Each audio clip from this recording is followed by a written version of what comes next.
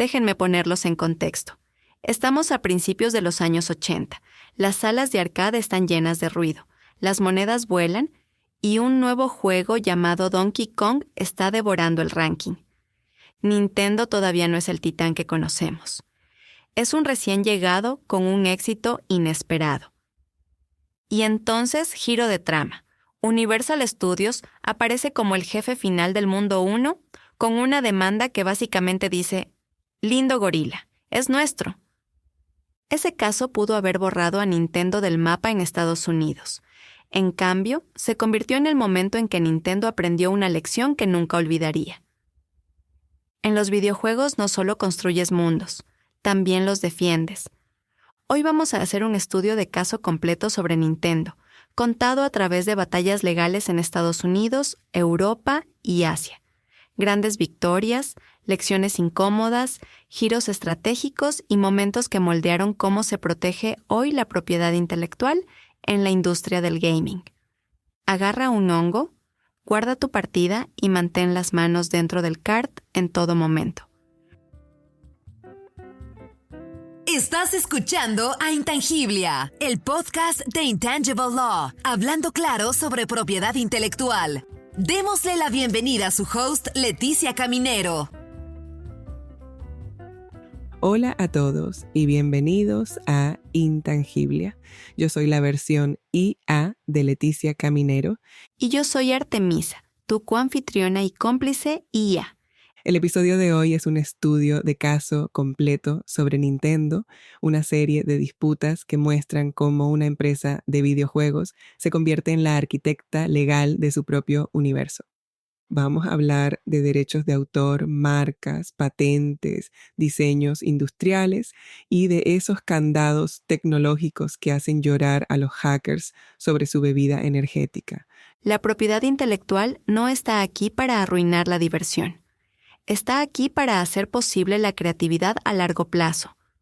Es lo que permite que los estudios sigan construyendo, invirtiendo, contratando y lanzando el siguiente capítulo. Nota rápida. Este episodio fue creado con la asistencia de inteligencia artificial como herramienta de apoyo en la redacción y el proceso creativo. Es únicamente con fines educativos e informativos. No constituye asesoría legal.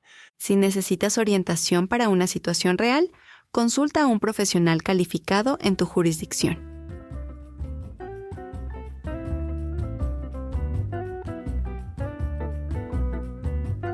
Donkey Kong contra King Kong. Antes de que Mario tuviera una estrategia de marca basada en su bigote y antes de que Zelda tuviera un problema con su línea temporal, Nintendo tenía un problema con un gorila. Un gorila muy grande y muy litigioso. En 1981, Nintendo lanza Donkey Kong. El juego explota en popularidad.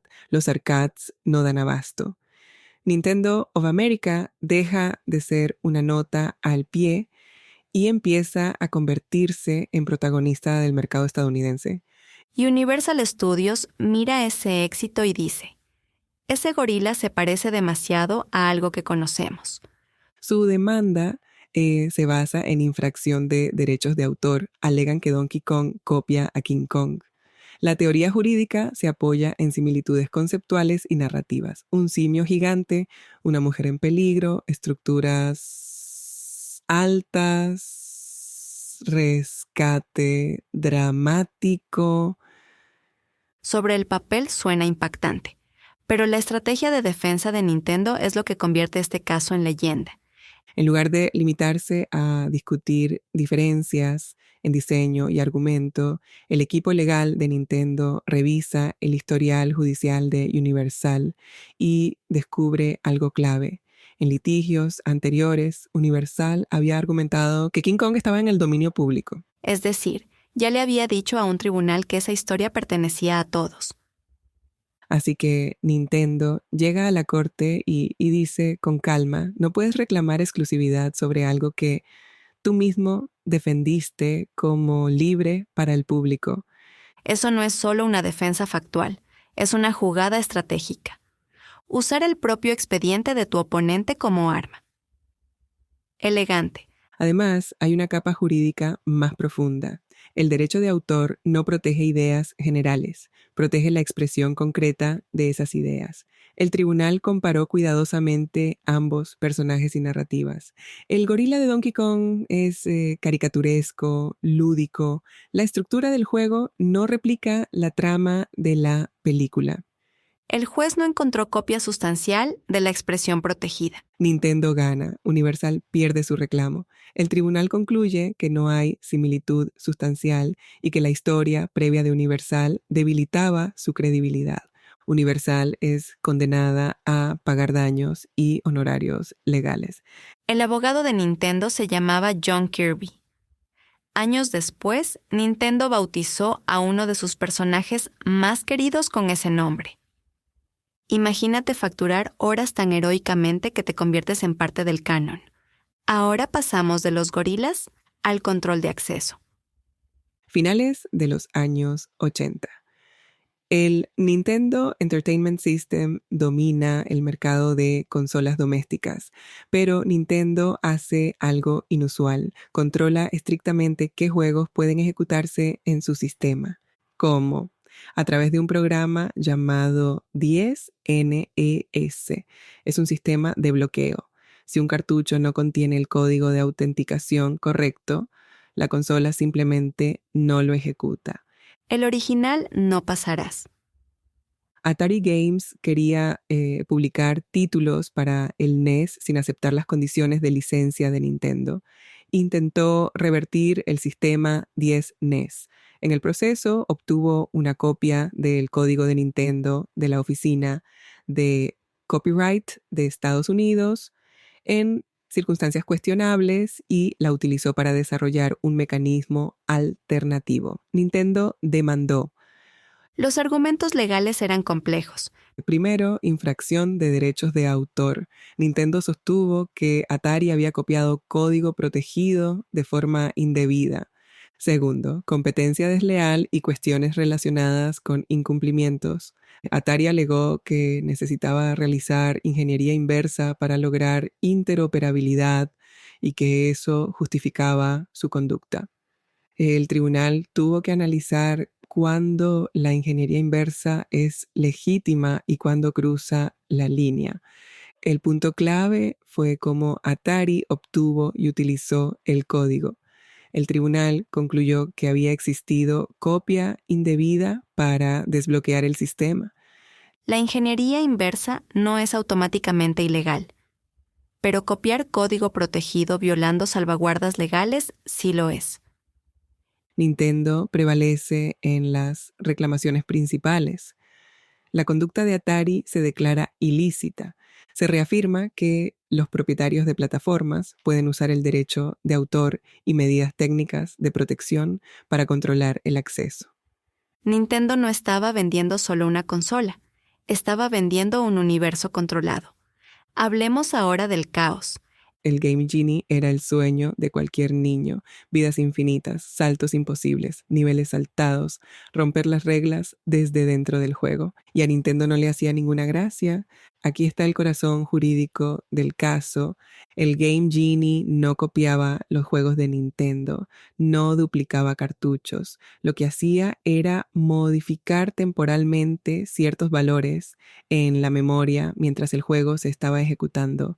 Podías volver invencible a Mario o al alterar la dificultad en tiempo real. Nintendo argumentó lo siguiente. Cuando un jugador modifica la experiencia del juego, aunque sea temporalmente, está creando una obra derivada, y el derecho exclusivo de autorizar obras derivadas pertenece al titular del derecho de autor.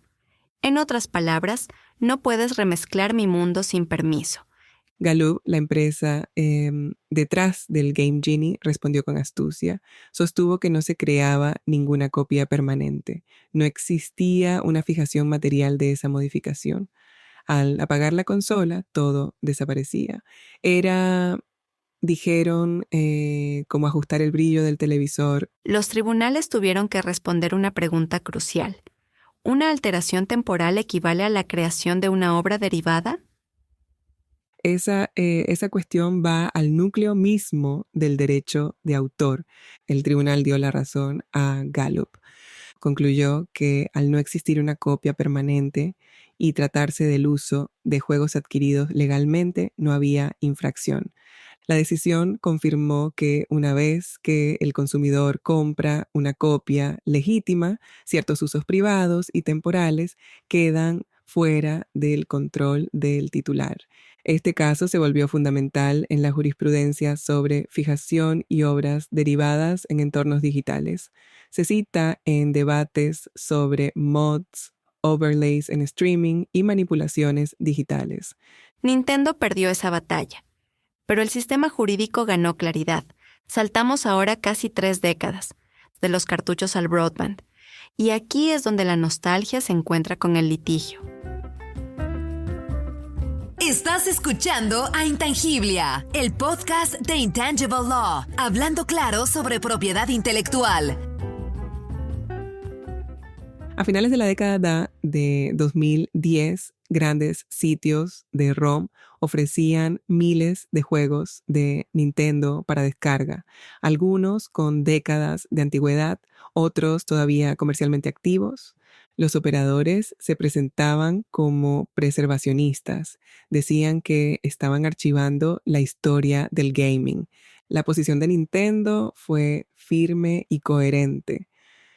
La preservación no autoriza la reproducción ni la distribución. Bajo el derecho de autor, los derechos exclusivos de reproducción y distribución pertenecen al titular. No importa si el juego es antiguo, no importa si es querido por millones. La edad no equivale a abandono. Nintendo presentó demandas por infracción masiva de derechos de autor. Los sitios alojaban y distribuían miles de juegos sin autorización. Y no era un proyecto amateur en un sótano. Era una operación estructurada con ingresos por publicidad. Las reclamaciones eran claras: reproducción no autorizada, distribución no autorizada, infracción. Los demandados terminaron cerrando los sitios y se dictaron sentencias económicas significativas. Nintendo obtuvo un fallo contundente. Los sitios cerraron de forma permanente. No fue una advertencia simbólica, fue una batalla de jefe final. Y lo que estaba en juego no eran solo títulos actuales, sino el valor acumulado de décadas de creatividad. Luego vino un caso aún más personal. Una persona. Un sitio web. Muchísimos juegos descargables. ROM Universe ofrecía copias de juegos de Nintendo, incluidos títulos populares y comercialmente relevantes. Incluso tenía un nivel de membresía de pago. Nintendo demandó por infracción de derechos de autor.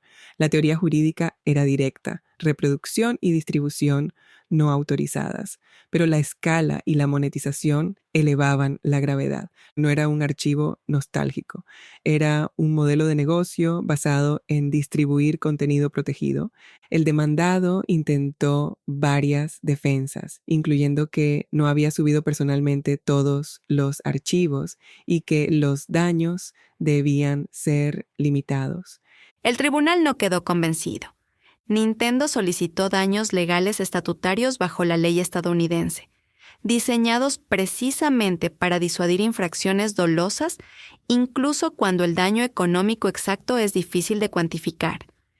El resultado fue una sentencia económica significativa y una orden permanente de cesar la actividad. El sitio fue cerrado.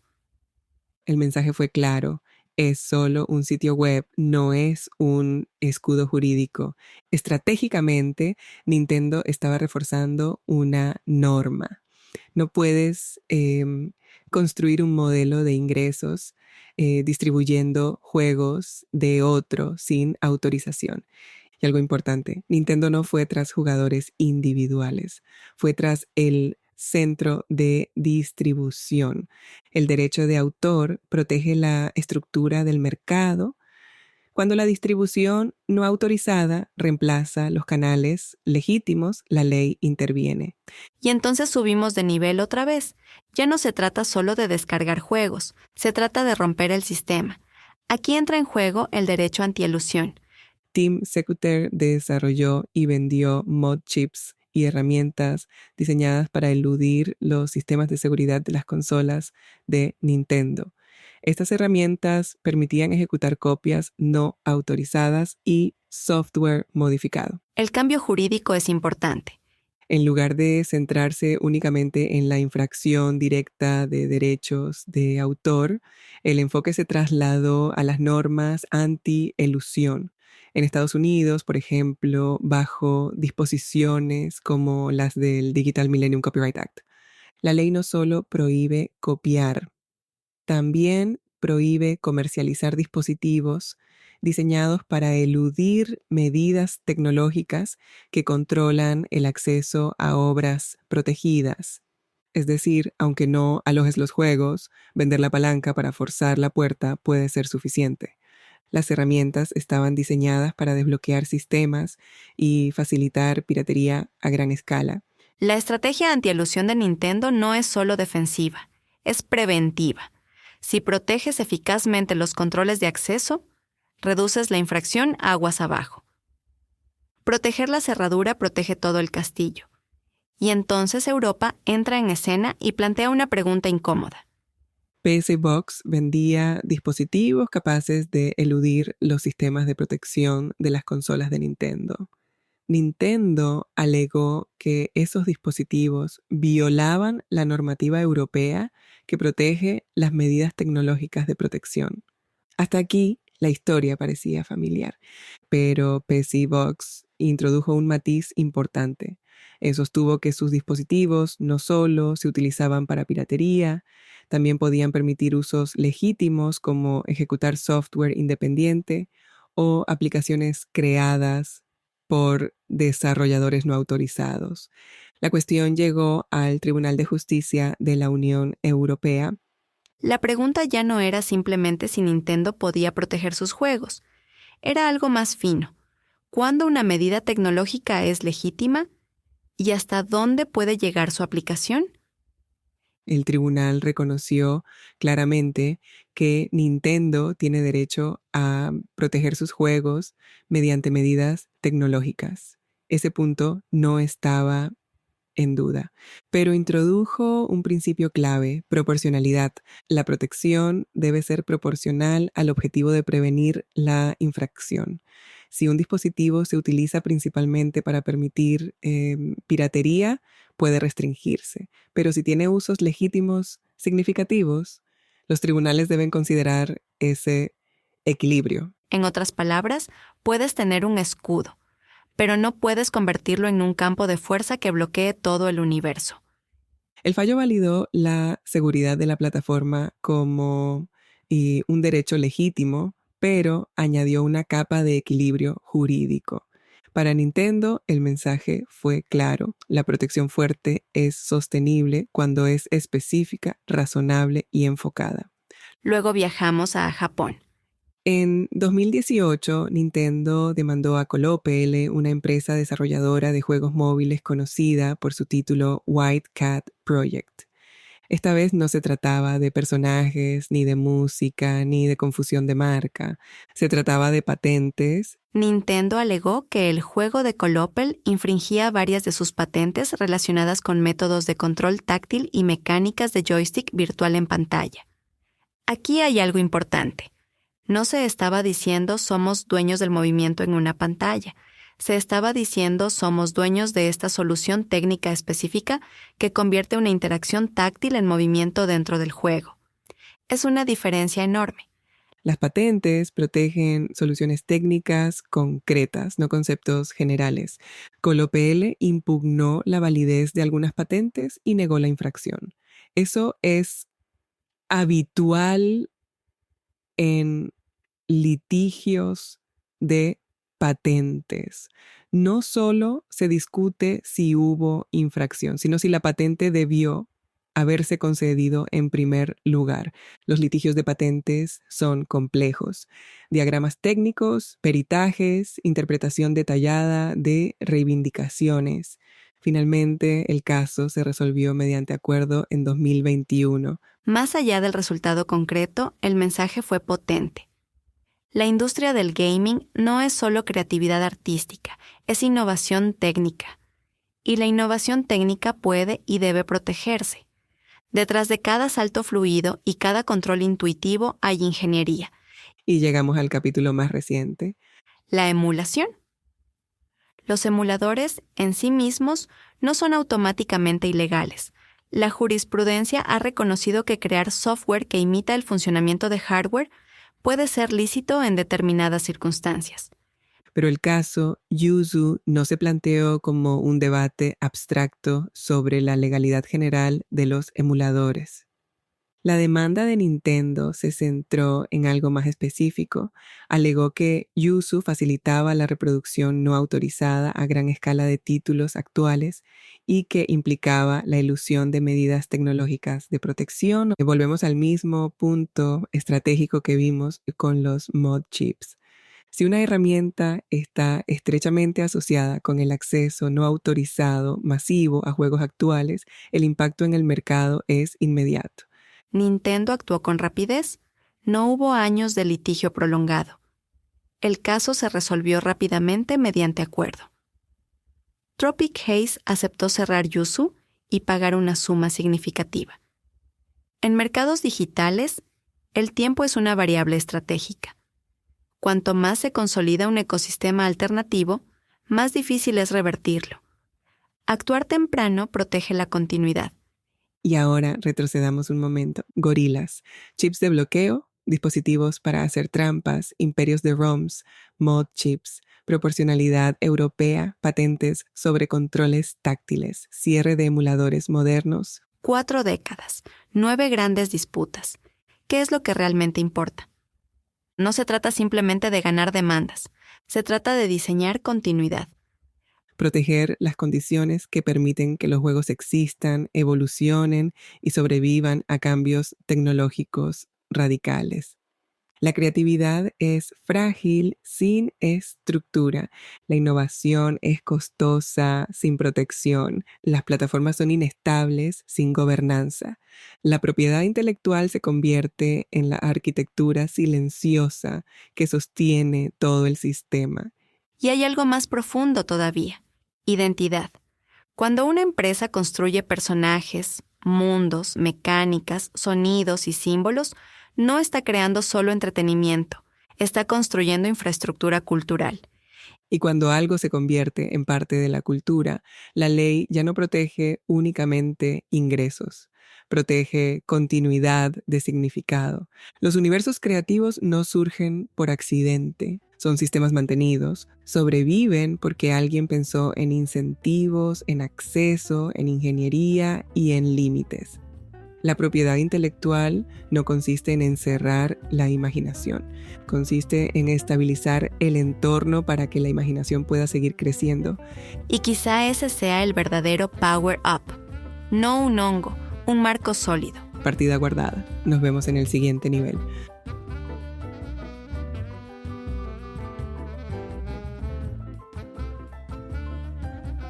Gracias por escuchar a Intangiblia, el podcast de Intangible Law, hablando claro sobre propiedad intelectual. ¿Te gustó lo que hablamos hoy? Por favor, compártelo con tu red. ¿Quieres aprender más sobre la propiedad intelectual? Suscríbete ahora en tu reproductor de podcast favorito. Síguenos en Instagram, Facebook, LinkedIn y Twitter. Visita nuestro sitio web www.intangiblia.com. Derecho de autor Leticia Caminero 2020. Todos los derechos reservados. Este podcast se proporciona solo con fines informativos y no debe considerarse como un consejo u opinión legal.